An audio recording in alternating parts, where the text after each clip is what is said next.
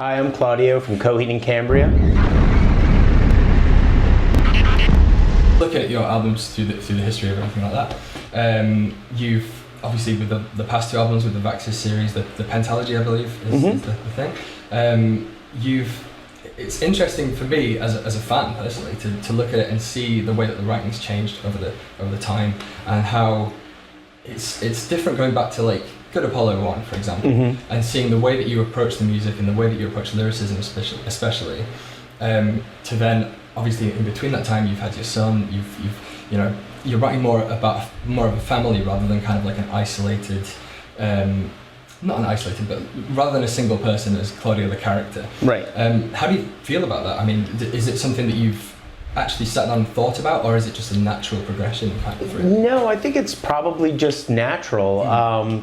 When I was writing those early Coheed records, they were about myself and like where I was at in my adolescence, becoming a man, being the sort of figurehead of a rock band, and how that like kind of weighed heavily on me to the point of like self-destruction, and that's kind of where I see the concept when I look at the character of Claudio and the idea of the crowing and ultimately the destroyer of Heaven's Fence. Like it very much resonates where I was at that time, what was happening with Coheed,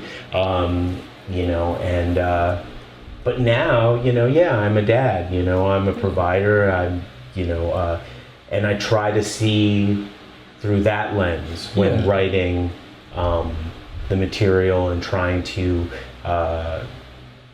give the characters motive and things like that. So I mean, definitely, just especially of the last album, there seemed to be a lot more kind of positive, upbeat moments. Really, I mean, that was always something that I guess, especially in like the first four albums and everything like that, it was always there. But I think it's more prevalent in it. I think it's interesting for me definitely to see where it goes and everything. And I guess it's always been autobiographical for you to some extent. Absolutely. Yeah, definitely. Yeah.